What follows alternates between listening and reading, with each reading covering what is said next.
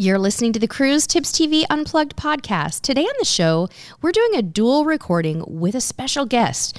Chad from My DVC Points is joining us to talk all about Disney Vacation Club, how to rent points for a better cruise, what's the cheapest time to book a Disney cruise, and the future of Disney cruise ships.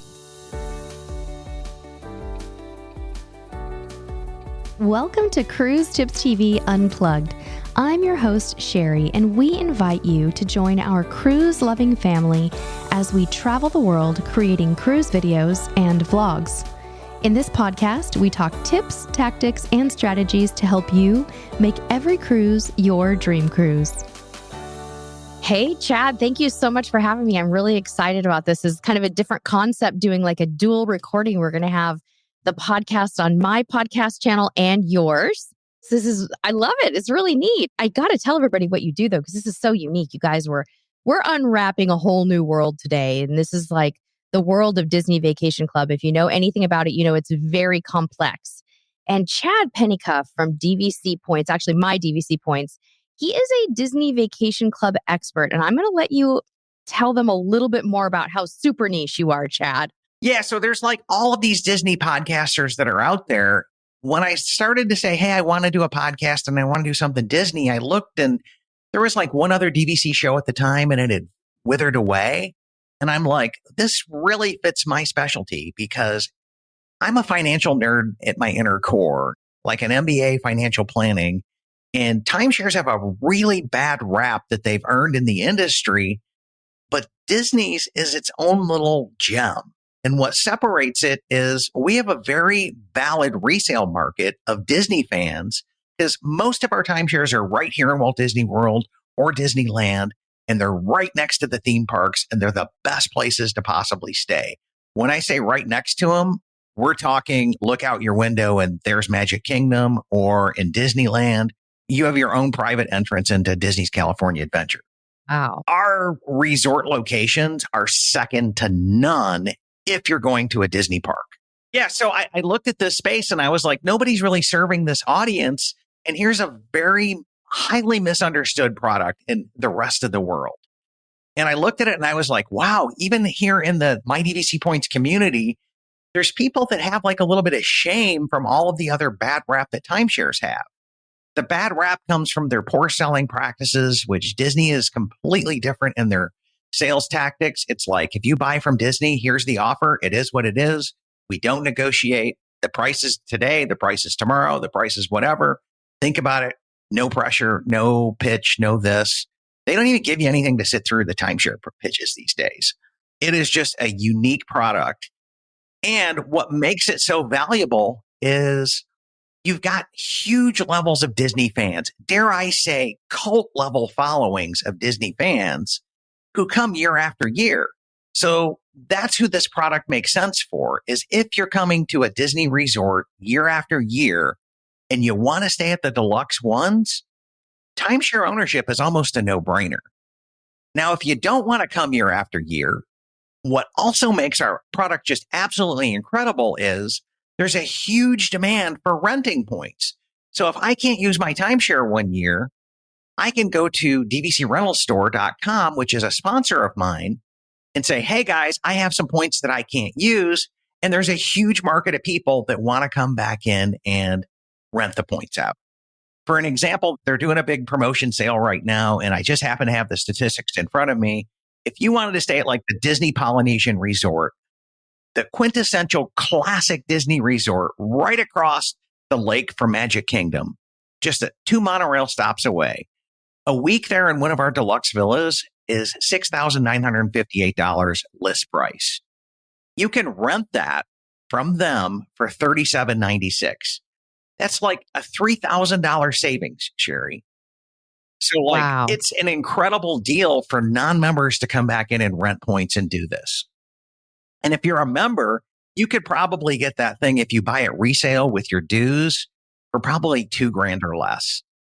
But again, you're committing to come every year to get that huge level of discount. That's what makes our product special. And I saw nobody was really serving this market. I also saw a bunch of Disney fans that were almost shamed right? Because, oh, they own a timeshare and it's a bad thing. And don't get me wrong, most of them are. Disney is different. That's my whole thing. And because I don't think anybody else has the resale market that we do, meaning if I bought the timeshare and I no longer want to own it, death, divorce, disability, my kids grew up, they don't want to come to Disney anymore, my life changed. There's a huge market of people who want to buy it. Okay. So that's what makes our product different. And then there's a huge market of people who want to rent it as well if you can't use it. See, let's say I want to go on a cruise. We've tuned into Cruise Tips TV. You got me all excited to go on Royal Caribbean or one of the other lines. Well, I'm looking at this and I'm going, well, I've got this Disney vacation that's kind of prepaid sitting here. I can run it, take that cash out, and then come back in and find a travel agent of your choice and book that through them with cash. And you kind of do your own cruise swap there as well. That's interesting. Tell me a little more about how someone would do that swap. I'm intrigued by this. And this whole thing is so new to me. I think maybe some of our audience members are a little bit more advanced with understanding the point swapping, but how would you do that with a cruise? It's really easy. So like if you buy from Disney, your timeshare, they'll tell you, hey, we can just put you onto a Disney ship, but they're going to give you like $8.50 a point value, right? That's not great. Wow. Yeah. If you come to our sponsors like DVC Rental Store, the member can get $14 to maybe even $20 a point for their Disney Vacation Club points in cash. They will either mail you a check, they'll come back in and sell it to you. You can get it various different ways. But once that person has finished their stay, you get all of your money and then you take that and you've just got cash and you just go shopping out on the open market. And it's kind of like a huge thing is if you're looking at Disney Vacation Club, do not give your points away to Disney for their swaps. Rent your points, get twice as much money, and go on a twice better cruise experience. And then you're not just locked into Disney Cruise Line. You can go anywhere. You can do anything you want because you have cash. Yeah, you have cash. So this is such a niche thing. Are there like full Facebook groups out there and educational places where people can go? Of course, in addition to your podcast and your website, are there places where people kind of chat about it behind the scenes? Yeah. Well, I'm a little biased because we started a Facebook group to support our podcast and community, and we've over 5,000 members and our main one called the My DVC Points Community. And then we also have some specialty groups in for like a group for Disneyland hotel owners or a group for Copper Creek owners or a group for Riviera owners. Okay. So we have some like specialty niche ones as there for members.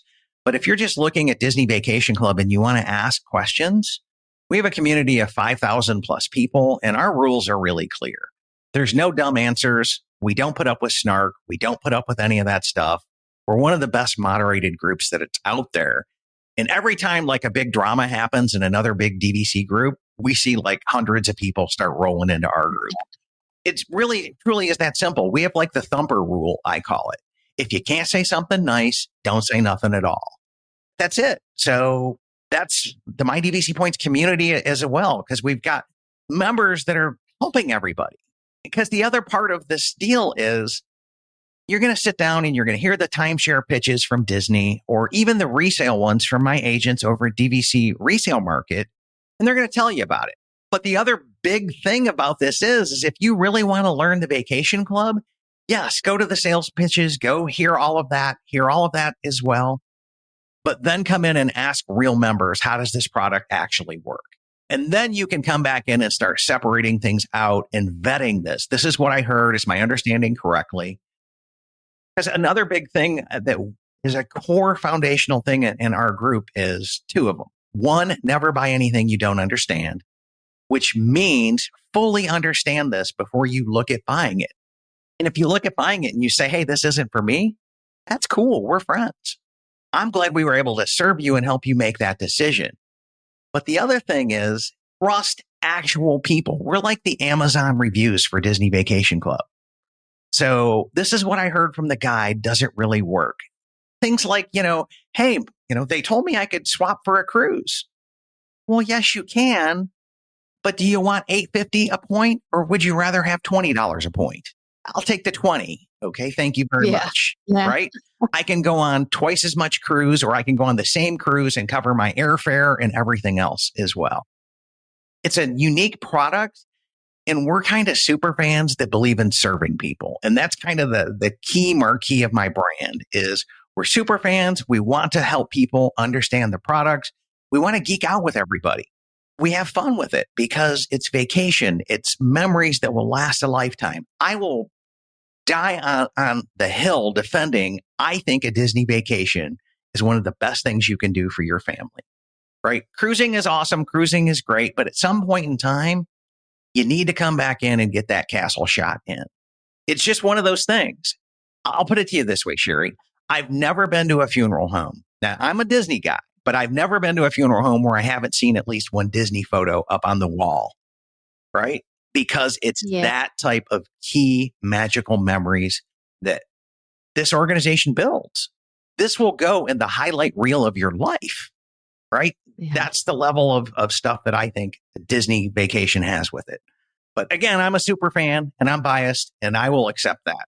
Yeah, I think it's so true. And I think too that one thing I've realized over the years is that cruise people are often Disney people, right? You're one and the same. You love your Disney vacations. You also love your cruise vacations. You might even love your Disney cruise vacations, which kind of leads me to my next question. I understand you've been on a couple Disney cruises yourself. What ships have you been on and do you have any pointers for us? Because I feel like this is such an interesting intersection of your world and my world. Yeah, it really truly is. And so my first Disney cruise, and remember, my family had tried to do this starting in 2019 and dance competitions and other things canceled our cruises. And then 2020 rolled around and we had 3 or 4 cruises booked through the whole pandemic.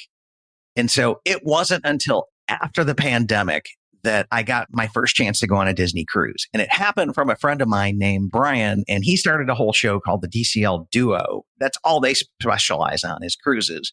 But he was chomping at the bits to get onto a Disney cruise after COVID. And he calls me up and says, "Hey, Chad, I really have to go create some content on this, on what is happening here. I got to pay for 2 people. Do you want the extra seat?" Well, sign me up. You know what I'm saying? Wow. Yeah. So he covered the cruises. I covered the rental car and all the non-cruise costs on this deal. And so we sailed the Fantasy right when it first opened up from literally, I think it opened up in August and by September 9th, we were on the ship. And that was my first time on a Disney cruise, which was kind of a little bit of a unfair deal because you still had all the COVID mask protocols and there was only 1,200 people on a ship that I think the Fantasy holds 3,000-4,000 maybe. So it was a ghost town, but we had a great time and I loved it. And I got my first taste of Disney cruises and entertainment and all that goes onto it. And I knew I wanted to do this. I've been trying to book it with my family. And the long and short of it is every time I try to book something with my family, something comes up.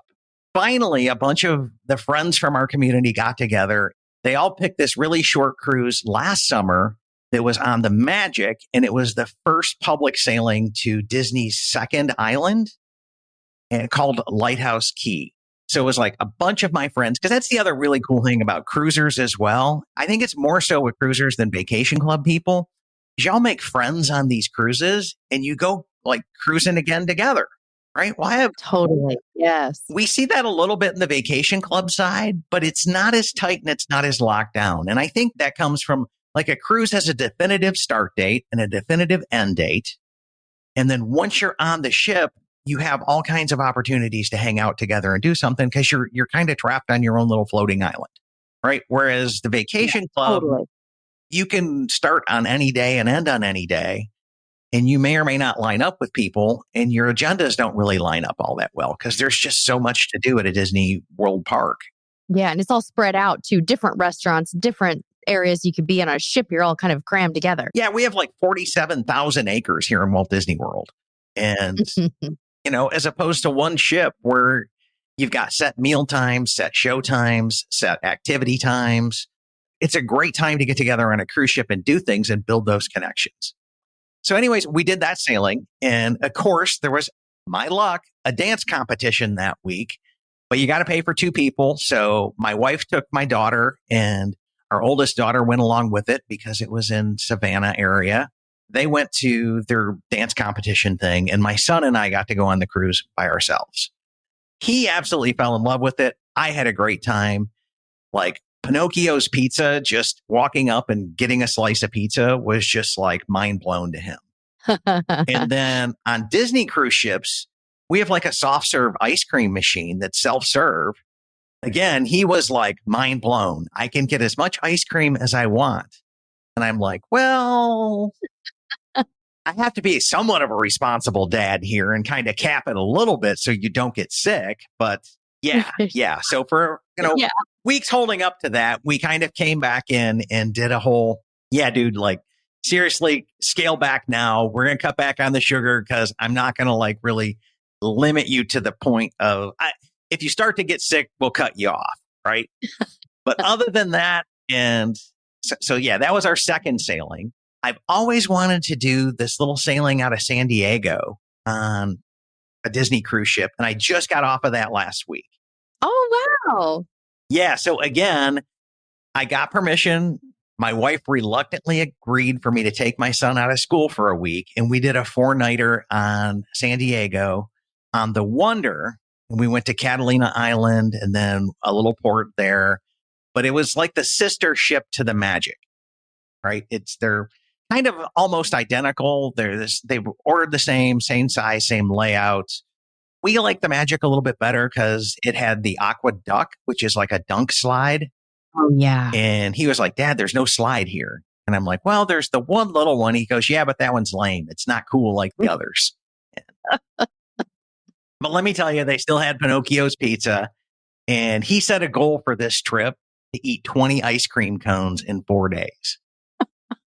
Now, they're tiny ice cream cones. So everybody who's judging that I'm a bad dad for letting him do that, let me just tell you, like the cones themselves are about the size of the stream of ice cream that comes out. Yeah. They're tiny, right? And I think he was going for count as opposed to stacking them up in the extra large and all that kind of fun stuff. But he hit his goal. I guess I don't know. Should I be proud that he hit his goal here? It's not vacation. Ice cream goals are what vacation is all about. Ice cream and pizza. Come on. Yeah. No judgment. Yeah. Ice cream and pizza. So he had the time of his life. I did talk him into trying creme brulee on the ship as well. Oh, because, Disney food, I guess everybody who cruises says it's better than most cruise line food. But at the end of the day, it's like glorified wedding food. You know what I'm saying? Yeah. It's still not that great in my opinion. Yeah, you still have that banquet vibe, like it's being produced for hundreds or thousands of people. And sometimes it's not super hot or made to order. And you kind of get that feeling. Yeah, you kind of get that feeling as well. And so it's like, yeah, I get it. Okay. Yeah. I get it. They're doing the best they can with feeding thousands of people all at the same time. Yeah. And then we've got our rotational dining on Disney cruises, which I think is a really cool concept.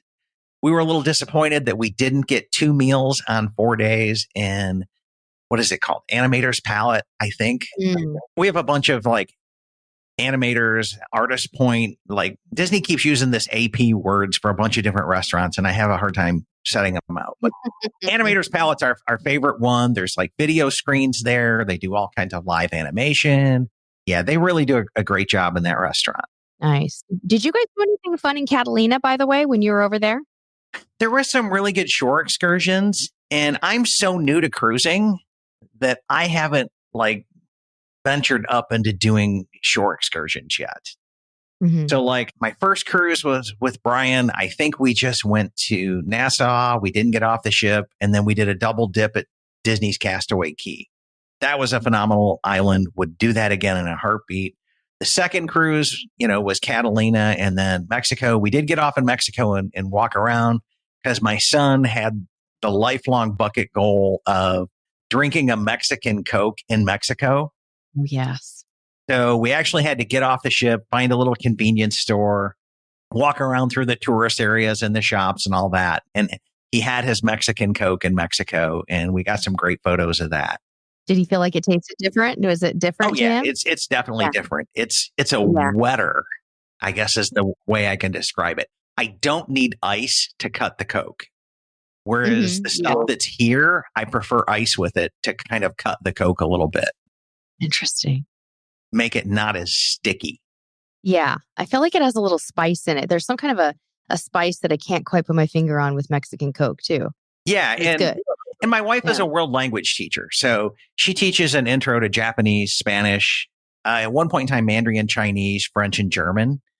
And so she's like a world language culture teacher. So of course we had to find a candy store to get, like, we call them stoplight suckers. They're made in Mexico and they look like a stoplight. There's a little green one, yellow one, and red one all on a sucker. And so of course we had to find those and pick up a bag for her. She, does 5th and 6th grade teaching. And so that's kind of like her prize for good behavior and things like that.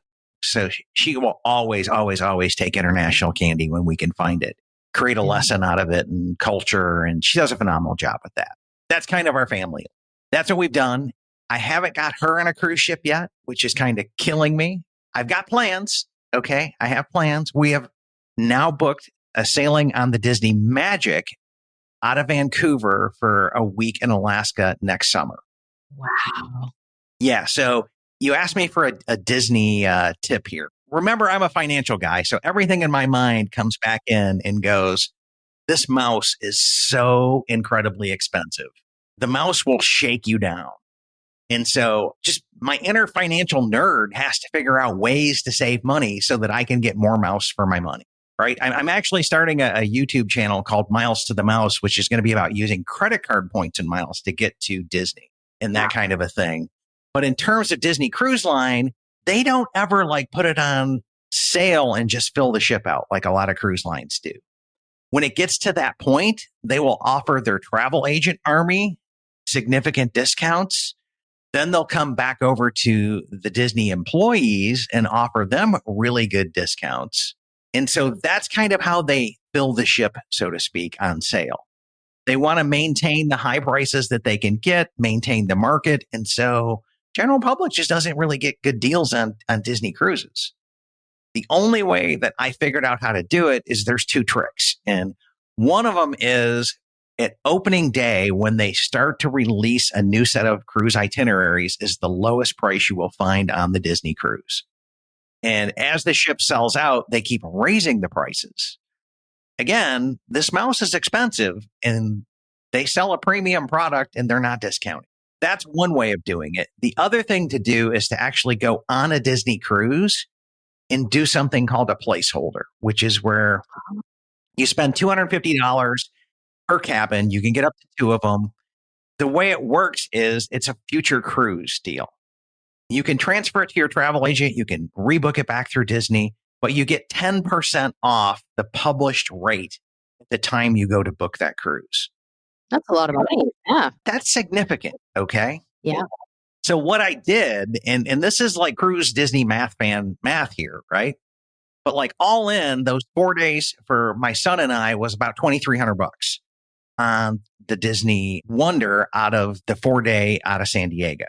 It was like 16 grand or something for all 5 of us to get 2 cabins going to Alaska, plus the other discounts and rebates that you can get from shopping and using different travel agents.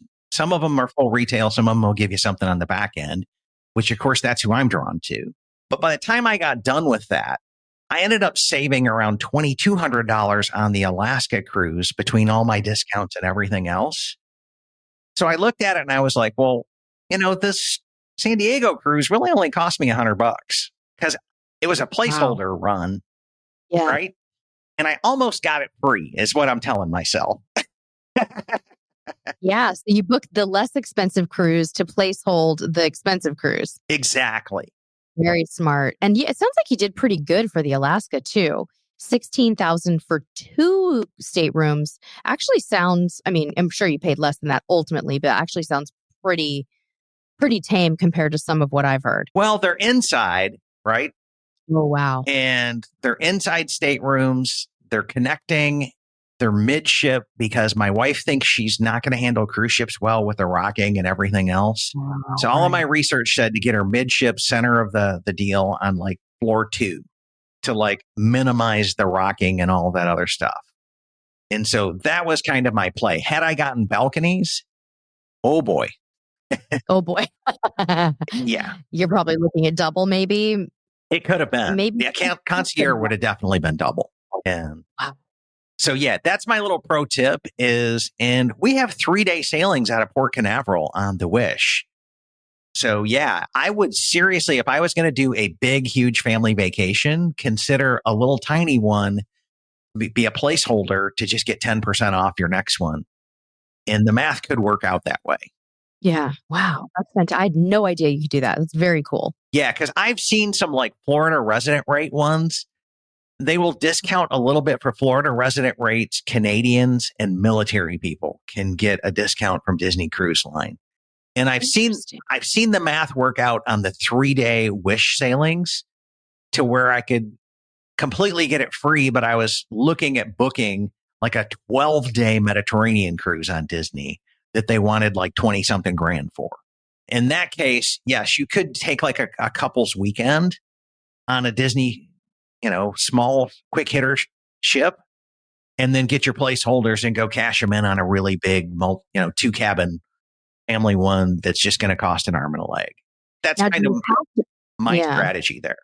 The cruise that you place held, do you have to book it while you're on that original cruise, or can you take that certificate and do it when you get home? You can take the certificate and do it when you get home.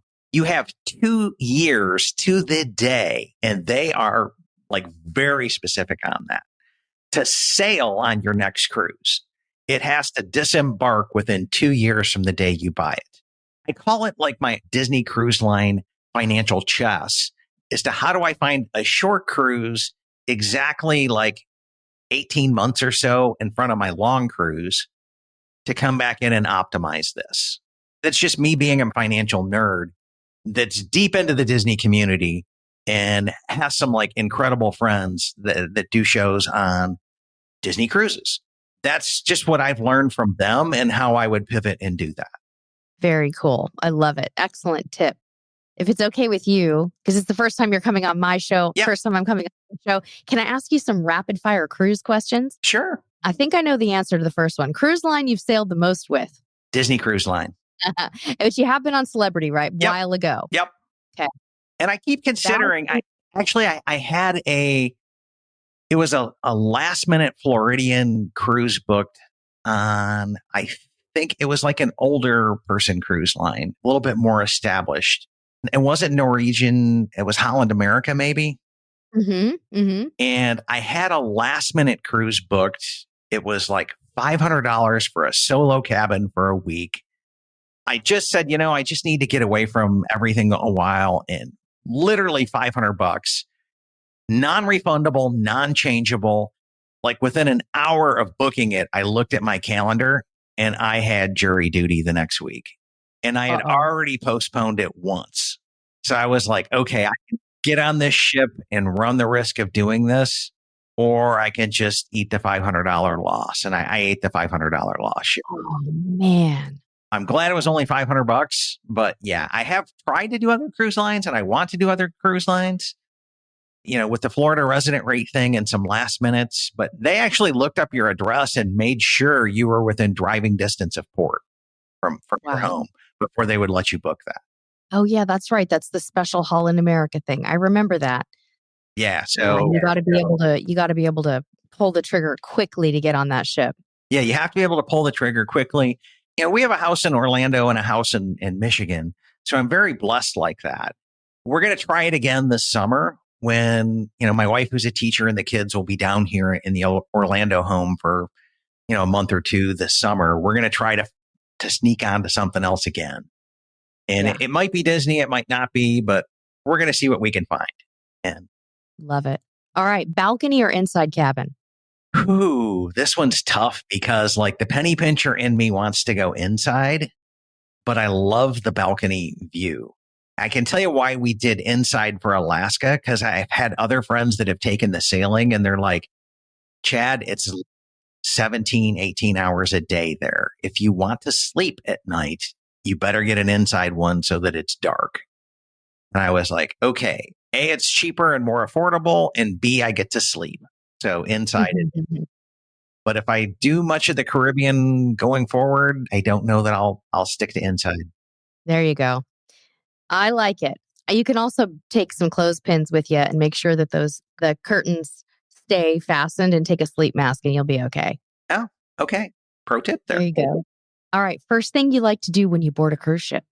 Usually it's cabanas, which is our buffet, because I'm with the crowd of people that says we'll just skip eating breakfast because I usually get the earliest embarkation time that I can.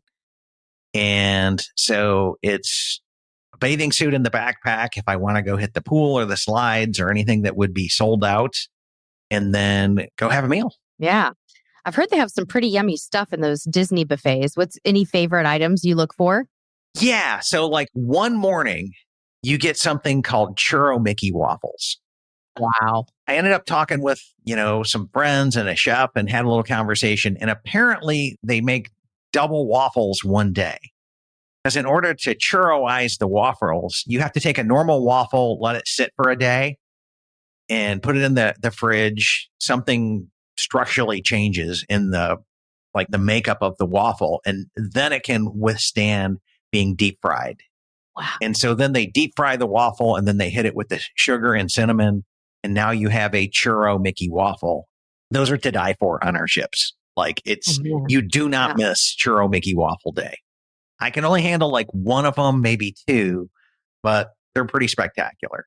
And then it seems like one day, maybe it's opening day on a Disney cruise, we have this Oreo cheesecake that is to absolutely die for. I missed it on the last cruise, and epic fail. Right, the first two, I had it covered because my buddy Brian from DCL Duo was saying, I was with him on both of those cruises, and he was like, "Dude, get this today. It's the only day you'll get it." And so we hit that. I love it. All right, one thing you'd like to see added to cruise ships? Oh, added to cruise ships. I'm a theme park guy, and they're starting to add rides and entertainment, and looking at what's coming down the pipe on the Disney Adventure that'll be sailing out of Singapore, it looks like it's a theme park at sea. That's what we're hearing on like the Disney Destiny, and the Treasure was they've taken the theming for the restaurants and the bars, and they've brought in their theme park IPs for like a Haunted Mansion bar, Jungle Cruise kind of a bar. You're bringing your theme parks to the cruise ships. As long as you can do that and you can work that IP in, I'm in. You know what I'm saying? Because it's like I'm completely in. That sounds so fun. I can't wait to see how they iterate that. It's going to be cool. But you're right, with a moving vessel, it's got to be sort of tricky. Yeah, definitely. All right, last question. When you're not cruising or hanging out at a Disney park, you're doing what?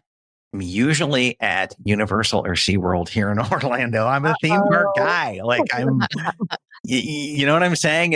I'm a theme park guy and I'm a movie guy, right? I love movies, and whether it's Marvel, Disney, Universal ones.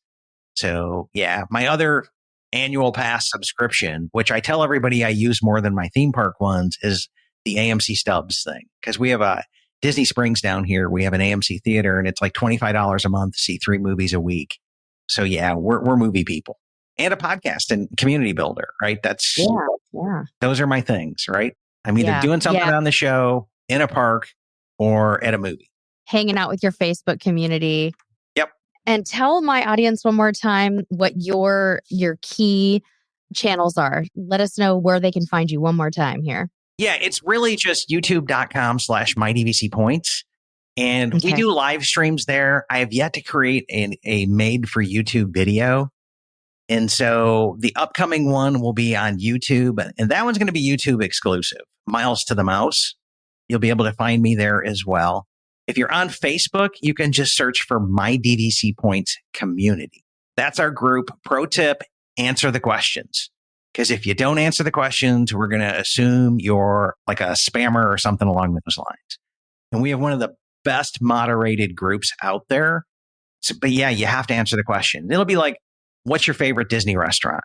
And we're not going to argue with you on your favorite. We just want to know that you have a Disney restaurant, or you at least Googled one and can name it. Because I don't think spammers are going to take the time to do that. So they're like really simple. Just prove to us that you're a Disney fan and not a spammer, and agree to our rules, which are very straightforward. No spam, no this. Keep it a community you would want to be a part of. Click submit, and we'll look at it and go, yeah, this is a legit person. Come on in. and then ask anything you want to ask. There's no stupid questions. We don't put up with snark from people answering questions. Yeah, it's great. I love it. Keep it friendly. Keep it warm. Yeah, as a matter of fact, one of our moderators is a paraprofessional at a preschool. And so every now and then she has to go into, okay, I'm putting my room mom hat on. Like, you're in timeout, right? Yep, you're in timeout. And so we really keep it Disney friendly, educational. And our whole thing is make a decision of what's best for your family. We're here to answer your questions. But at the end of the day, we'll have fun debates, whether you're Team Kidani versus Team Jambo, which are two Animal Kingdom themed resorts here in Walt Disney World, right? And we'll nerd out and geek out debating the differences between the two. It's kind of like debating the differences between ships or cruise lines or anything else that people do deep in the community. It's really kind of there. I love it. Well, I learned a lot from you. Thank you so much. I love the intersection of financial geek, Disney geek, cruise geek. It's all here. I love it, Chad. It really is. It really, truly is. Sherry, now let me flip the script here as well. So, because we're airing this to my audience, tell me more about Cruise Tips TV. Absolutely. I'd love to. So we got started on YouTube back in 2013. We had been on some family cruises and we felt like we had a little bit of expertise and knowledge and passion about the industry to share. So we started making packing videos and they were very awkward. You know how it is with your first podcast, your first video, it's always really bad, right? So we had this always. So we made this really awkward packing video. And over the years, things grew and changed, but still, 12 years later, we're still making, basically, I would describe it as educational content on YouTube. We also have a podcast called CruiseTipsTV Unplugged. And I also do a lot of work on Amazon, helping people to determine what kind of stuff they should pack, from the kind of beach bag you might need to maybe you need a Disney fish extender, and they sell those too. We talk about everything and anything Amazon related and packing related. And we just have so much fun. And, like you, we try to keep our groups friendly and upbeat and familial and warm and welcoming and free of the drama and all of that tough stuff that we really don't want to be a part of. So it's a friendly, wonderful community. We all have kind of a nice attitude towards cruising. We all love the industry. We love the vacation style. And it's a great thing to be a cruise content creator. Cruise people are some of the most laid back, chill people that I think I've seen in the vacation. I don't know if it just goes with it comes from the boat and the water and just the vibe of it, but it's like, I can seriously get into this. I hope my wife knows. I really, truly do. I think she's going to get into this, Sherry, and just be hooked and be like, yeah, no, I just want to get a book and be up there on the sun deck and read because that's her speed. And know that all the little ducklings are contained and they can't get off the ship. That is a fact. And I think she's going to love Alaska. I think you picked well with that one because it's so majestic and you're just literally looking at the beautiful piney little islands go by and it's just tranquil in and of itself, just being there. You don't have to worry about being hot and sweaty all the time like you do in the Caribbean, even though I love a good Caribbean escape, right? It's nice to have that more cool weather and it's just so blissful and she's going to love it. Yeah, we'll see. I'm hoping, Sherry. I'm hoping because, you're spending a small fortune on this Alaska cruise. I know it sounds like, especially a Disney cruise, but from what I've heard, it's worth it. I've heard that even the shore excursion providers up in Alaska, they hold themselves to a different standard if they're operating with Disney. Spoke with a provider up in Skagway who said, oh yeah, if it's a Disney ship, we have a very set way that we operate. And those passengers are going to get the highest level of an excursion. Yeah. So I think that's fascinating too. That's awesome to hear because Alaska is one place I'm also saving my pennies for the excursion. Do it. I'm trying to sneak onto a cruise ship twice on a Disney one this summer to get my castaway status up to gold so that I can book some of the excursions that will sell out, like the glacier ones and things along those lines. Sure. Yeah, you can book them third party too, though. You don't have to be afraid that you have to book them all with Disney. You can definitely trust other providers in Alaska and save some money too there. Yeah, we'll see. Yeah. I got to sort all that out, but if I could at least just get in, and then, the Palo brunch on our ships is just, I've been to it once for dinner, but not for brunch. So that's also on my bucket list kind of goals as well. Nice. Now, I'm curious to know, like, are we able to like follow you on Amazon for these live streaming shows, or Yeah. how would I go about doing that? Yeah, you can. So you go to amazon.com/ it's a / shop / cruise tips TV, and everything lives there. So we have idea lists, like what to pack for a cruise to Europe, what to pack for Alaska. And then there's a tab that says live streams there. And you can check out all of the past live streams or set a little notification and follow for future ones so that you can see what interests you. Maybe we're doing an Alaska packing episode and you're thinking, oh gosh, I need to know what kind of a jacket to wear. That might be a fun one to tune into. So it is a lot of fun. And you can jump into an interactive chat there too, real time, and say hello to me, ask me questions about cruises, ask me questions about a product I'm sharing. It's really fun. It's another great community element. Oh, that's awesome. I just literally, as you did it, went to amazon.com /shop /CruiseTipsTV, and I hit the follow button. Now, they send me emails when you go live. How does that work? They're going to give you a non-invasive notification on your phone. It's like a pop-up with no sound, which is kind of nice. So you don't have to deal with the emails. It's like a little teeny tiny banner, and it will say Cruise Tips TV is live now. And it'll tell you the topic. So maybe you don't want to tune in. Maybe it's Sherry bought a new dress and you're like, yeah, I don't really want to, but something else might appeal. That's the nice thing about it. It's just kind of a quiet little banner. Okay. Yeah. And that's if you turn the notifications on. You can also turn them all the way off or customize them if you don't want to be bothered with it. But it is a lot of fun. That's awesome. That's completely awesome as well. Okay. Any other final thoughts that you want to share with my audience? No, I think this is just a wonderful way to kind of to get my feet wet in learning all about this world that I had no idea even existed. I mean, I'd heard of the Disney Vacation Club, but I had no clue that you could rent your points out. I think it's just fantastic. I actually do have one more final question for you. When we were pre-chatting, you had said Disney Vacation Club actually rents out entire ships. Like they'll charter a ship. What's the deal with that? And if somebody wanted to get onto like a Disney Vacation Club chartered ship, how would they know about it? Would they know because they were a DVC member? Yeah. So they're member exclusives. Okay. Okay. And you have to have bought your membership from Disney. Got it. Okay. Yep. And one person has to pay in points. So at that horrible $8 and something rate. Okay. Okay. The pro tip there is to put an infant on it or a child and then pay cash for the adults. Wow. Okay. Because it requires less points. Remember, this is not a good economic financial value for your points, right? So if you use the least amount of points that you can for that and then pay cash for everybody else, right? Got it. And with those member cruises, everybody that I know that has been on one has just came back with glowing reviews.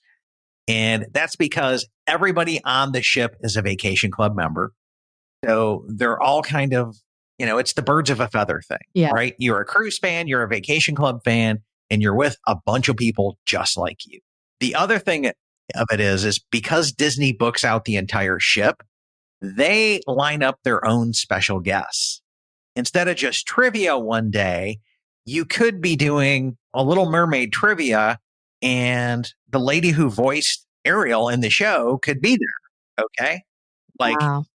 That's the level of cool guests that they bring in. So Imagineers, Jodie Benson, who I just, previously mentioned, she's been known to come on these cruise ships. They're always special and they never tell you in advance in case somebody cancels. But you just need to know Disney's bringing their A game to this one. And they're expensive. They're fun. Yeah. They're member exclusives. And you have to have bought something from Disney Vacation Club. You can't save money and do resale and take your resale points there. Got it. I still don't mind, right? Yeah. And yeah. all of my points now are straight from Disney. I bought resale and have resold resale when we got our place in Orlando because we didn't need as many points. But I'm a fan of both, right? And whether you're team resale or team direct, hey, that's a great conversation to have. We have it all the time. There's good arguments for both. And I'm friends no matter what you decide, right? And we're here. We're just here to serve people. Yeah. And our ultimate goal is make an informed decision about what's best for your family because we're fans of the product and we know if it's right for you, come on in, join the community, geek out with us. And when it's your time to, say, see you real soon. Yeah. Hey, that's Aw. part of life as well. And Yeah. the resale market is there for people that need to come in and exit for whatever reason. Sure. So Fascinating. it works. You know what I'm saying? The Yeah. whole thing works. I love it. So cool. Well, thank you. I loved our conversation. Yeah. Thanks for having us here. All right, friends, I hope you enjoyed that. I know it was a little bit of an unusual bonus episode with Chad. I know it's very niche. I hope that that you got some value out of this, though. And maybe if you are interested in becoming involved in Disney Vacation Club, there was some great information for you. Be sure to check out Chad's information. He's Chad Pennycuff or My DVC Points on social and soon to be YouTube. Thanks for listening to Cruise Tips TV Unplugged. If you like our show and want to know more, check us out at CruiseTipsTV.com. You can also find us on YouTube, Facebook, and Instagram by searching Cruise Tips TV. We'd love if you'd leave us a review wherever you're listening to this podcast, subscribe to the show, and tune in next week. Until next time, we'll see you on the high seas.